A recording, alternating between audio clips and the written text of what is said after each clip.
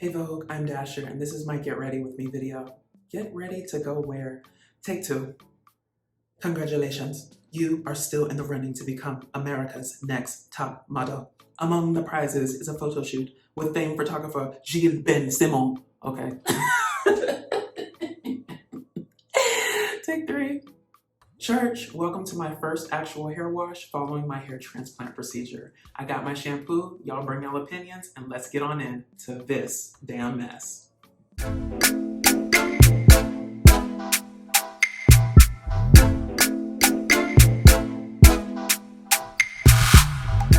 All right, y'all, so jumping right on in, let's just do a quick view of what's going on. I'm about 8 days post-op from my hair transplant, and so if I do a quick pan, this is what it looks like, and I'm actually really glad because it was kind of red around the edges to begin with in the first few days, and that's really calmed down a lot, which means to me that the grafts are kind of settling in and doing what they need to do. So as a reminder from my first video, and thank you guys to all of you that checked that one out, I truly appreciate it. But my hair loss is kind of in like a triangle shape. So it starts in the middle here, and then it basically comes out like that. So that's where all the grafts were placed. And so essentially today we're washing our whole head with our fingertips, because though this is the first actual hand wash, I've been washing it with like a cup wash for the last few days, which is basically you take a cup, you put some shampoo, water in it, swirl it around, pour it over the grafted in the donor area, and then you just rinse it. You don't really touch anything. So today is the day that the touch will happen. So I'm going to go and wet my head, and then we will start the process. All right, y'all, so my hair is now wet, so let us start this process before it starts running down my face. Oh, okay, I'm gonna have to get better at these like bathroom videos. All right, so we're gonna start with our shampoo, and I'm essentially just going to put it in my hand. Hopefully I'm doing that appropriately. Just rub it around. And then, all right, moment of truth, you guys. Here we go. Just gonna place it all around. I'm just going to try to be as gentle as I can because I do not want to, oh my gosh, it's getting in my face. Don't you guys hate that? And then basically like you end up with shampoo in your eyes. Ugh. I would do this in the shower, but I'm not like well versed on how to do that yet, so I will try it later. Anyhow, all right, so my whole head is now covered in the shampoo, you guys. I got this nice little swoop-de-doop going on. So let's just start just with your fingertips, not with my fingernails. You're just going to just rub. And I'm gonna do it not too vigorously because I don't wanna really mess anything up, but I can say that the sensitivity level of my head is just much better. In the first couple of days, you pretty much are on, Tylenol, just trying to take the edge off of any of like the scalp pain that you'd be going through. But today, like I can honestly say, it just feels tingly.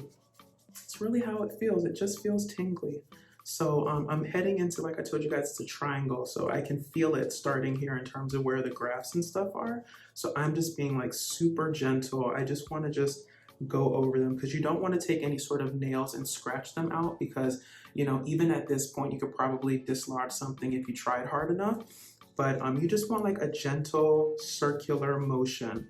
All you're trying to do is just loosen it up, basically help along the scabbing process that's already going on, and just try to get these, the scabs that form over the newly grafted hairs to come off in a natural fashion. And it kind of feels really good to actually touch this area now because, I haven't touched it for so long, and they give you sprays and stuff so that, it combats any sort of itch and makes it more palatable, because I'll do a video on all the hell I went through the first couple of days just trying to get acclimated to like not touching my scalp. And what I learned, y'all, is that I was a I was a sleep scratcher. So you know how some people are like sleepwalkers? Well, baby, I turned out to be a sleep scratcher, and that'll be in a new video later on.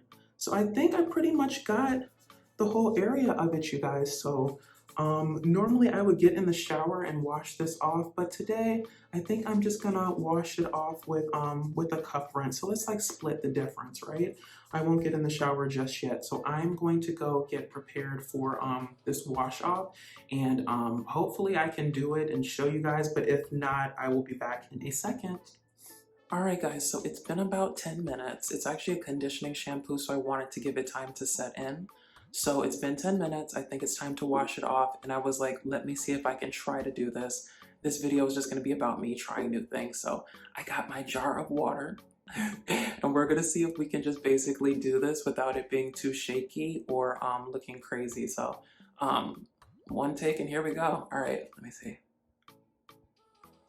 Oh, I think I got it. I think I got it good. Okay. And we're just gonna rinse, rinse, rinse, rinse, rinse. Rinse off all that shampoo. Let's see if I can do this without messing stuff up. I think I'm doing pretty well. That is just, of course, the drain. And as you can see, just from here, just the raised skin and like the scabation of my situation that's starting. Looks a little bit nasty. That was a Janet song, right, y'all? Nasty, nasty boy.